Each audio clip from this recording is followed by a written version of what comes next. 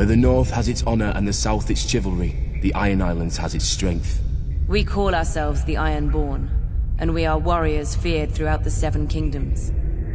Or so we used to be. Unlike their mainland cousins, the first men of the Iron Islands never bowed to the old gods. Theirs was the Drowned God, who made the Ironborn to reave and sack and write their names in salt, steel, and song, that his enemy, the Storm God, could not wash away. We raised our kings from our own ranks, and used beaten foes as thralls to work our mines and farm our land. Or as salt wives, if a woman was pretty enough. Such was the old way, and while we followed it, we held sway wherever the waves were heard. When Aegon came demanding fealty, King Harren the Black ruled as far east as the Trident. Other kings like the Starks could kneel, but Harren was Ironborn, and the Ironborn must be beaten. In Harrenhal, he had the mightiest castle in Westeros, and the army to defend it. But Aegon did not intend a siege.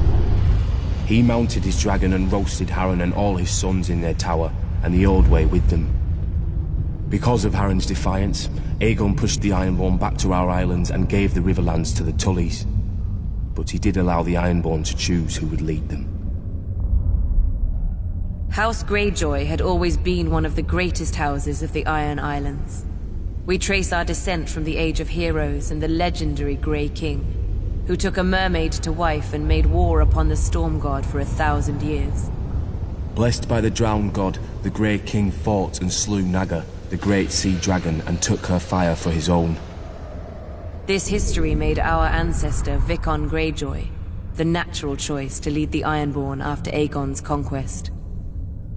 For 300 years, House Greyjoy ruled the Ironborn. We styled ourselves Lord of the Iron Islands, King of Salt and Rock, Son of the Sea Wind, Lord Reaper of Pike. In truth, we were thralls. Our people still chanted, "What is dead may never die." But the Old Way had died. Until the Targaryens followed their dragons into the grave, and our Lord Father, Balon Greyjoy, rose against the new king, Robert Baratheon. He seized our ancient crown and sent our Iron Fleet against the Lannisters at Lannisport, burning all their ships before any could weigh anchor. Though Robert and Eddard Stark would later defeat him, they understood us no better than Aegon. The Greyjoy sigil is the Kraken. What it grasped once, it will never surrender. What is dead may never die, but rises again, harder and stronger.